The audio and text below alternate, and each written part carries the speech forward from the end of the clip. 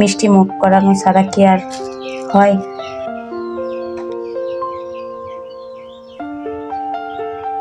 এখানে রান্নাটা করবো আজকে হচ্ছে সরিষার তেল দিয়ে দিলাম, এখন গরম হতে থাক। আর ইদানিং সরিষার তেলই খাই, যখন গ্যাসের সমস্যা হয়েছে বেশি, তার জন্য সরিষার তেল। আর এখানে পেঁয়াজ বাটা নিয়েছিলাম, পেঁয়াজ, সামান্য আদা, সবকিছু বেটে নিয়েছি। এখন এক এক করে মশলা দিয়ে দেব।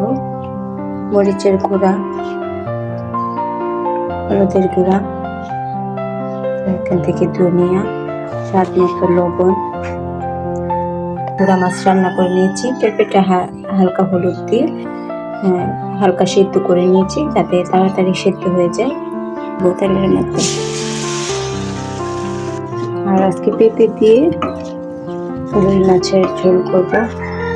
তো মশলাটাকে কষিয়ে নেব। এদিক দিয়ে মশলাটা কষানো হয় আর এদিক দিয়ে নাড়ু খেতে খেতে, অবশ্য আমি সবগুলো খেয়েছি, এটা খেতে কিন্তু দারুণ স্বাদের হয়ে থাকে।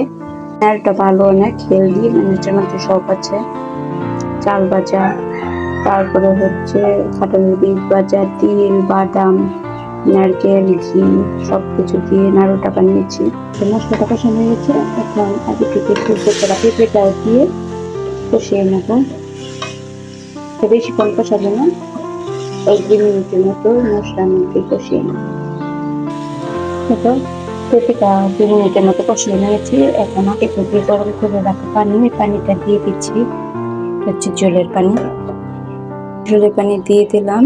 এখন ঢাকা দিয়ে দেবো, বলক আসলে তারপর মাছটা দিয়ে দেবো।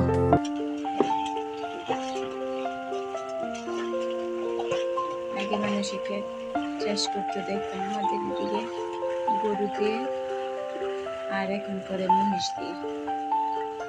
গরু যখন হাল চাষ করতো তখন এই ময়ের উপরে আমরাও বসতাম। কে বসতেন, দাঁড়াইলে তো পড়ে যেতাম, এই জন্য বসে থাকতাম।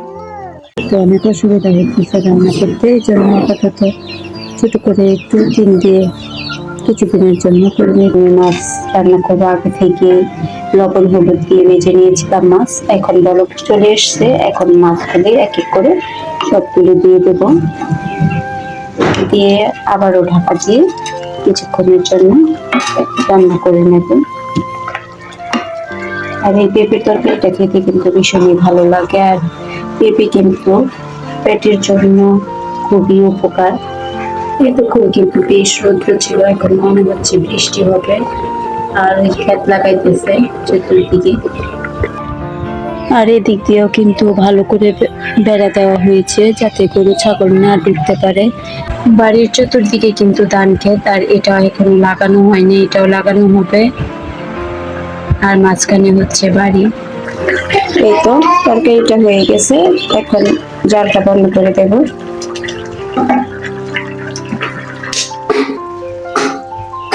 তো এই তো আমার রান্নাঘরের আপডেট, মানে আজকে শুধু চাল ছাওয়া শেষ হয়েছে, মানে বিটা এখনো লেপা হয় নাই, মানে এগুলো করা হয় নাই। আজকে শুধু খালি চালটা ছায়া রান্নাঘরটা আর কি ছারপা দিয়ে দাঁড় করানো হয়েছে। আর এই তো দুয়ার সব পরিষ্কার করা হয়েছে, মানে অনেক পরিমাণে ঘাস ছিল। আর এখানে মুরগির ঘরের জন্য বেড়া দিয়ে রাখছে যাতে শিয়ালে না আক্রমণ করতে পারে। শিয়াল আছে আমাদের এদিকে অনেক। এই তো, আর ওইখানে বালু রেখে দিয়েছি গুছিয়ে। রুমের মধ্যেও মানে আপাতত কাগজ বিছিয়ে রেখেছি, যেহেতু এখনো টাইলস করতে পারিনি, তো কাগজ বিছিয়ে রেখেছি যাতে বাচ্চারা একটু খেলাধুলা করতে পারে।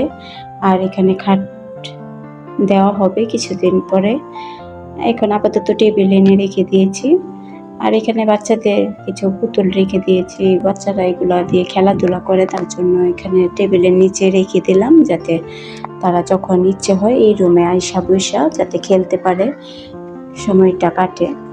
আর সব রুম যাতে ময়লা না হয়, অগোছালো না হয়। ভিডিওটি কেমন লাগলো কমেন্ট করে জানাবেন, যদি ভালো লাগে চ্যানেলটি সাবস্ক্রাইব করে পাশে থাকবেন। আজকের ভিডিওটি পর্যন্তই। কাজ করতে করতে সন্ধ্যা হয়ে গেছে, তো সন্ধ্যা তো ভাবলাম আপনাদের মধ্যে একটু ভিডিও শেয়ার করি।